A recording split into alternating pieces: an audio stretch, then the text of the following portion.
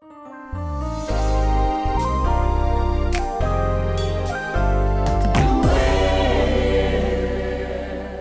is Pastor Will with You Win on Wednesday, and I have a life lesson for you.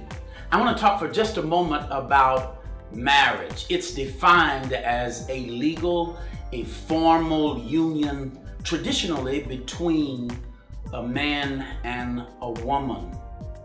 Sadly, I need to report that 40 to 50% of all marriages end in divorce, which is to suggest that if yours is going to work, you've got to invest a lot of effort and work. And too often, it has not been given the sacred space it deserves because we often think of the glory of the wedding, the sparkle of the diamond, doing the honeymoon on some exotic island, how handsome the husband was, how fine the bride might have been. And all of those things are nice, but they are not what's most important.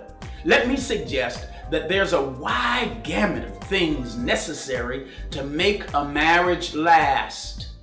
Time won't permit us to discuss all of them, but let me offer briefly 3 facets: compatibility, communication, and commitment. When I say compatibility, I'm scratching at this idea as to whether or not you respect your spouse or the one who you're going to marry. Do you enjoy spending time together? Do you have some activities that you share that you enjoy? Can you work through the differences that you have? All of us have differences, and they start in where you were raised. Who was the disciplinarian? Who was the most affectionate in the home where you were raised? In my home, my precious wife, Cherry, her dad built the house that they lived in. And so for her, a husband, father, ought to have some repairman's skills. She believed that every husband ought to have some kind of repairman skills. Well, I have none.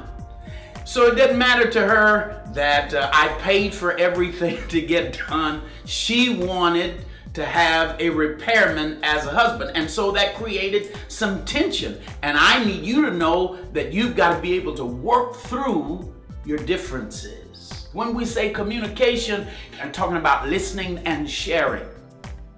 You must have communication skills because everything is hinged on your ability to communicate. None of us are perfect.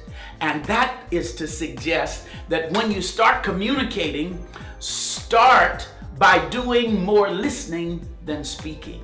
More listening than speaking. Your spouse's position and feelings are essential. Sharing your weakness, sharing where you are wrong, because that decreases the tension and it creates an environment where you can share. Commitment. Commitment is simply doing whatever's necessary to make it work. You need to know that that's tough because we don't often get our way, and sometimes compromising doesn't even work. But your attitude must be splitting up is not an option.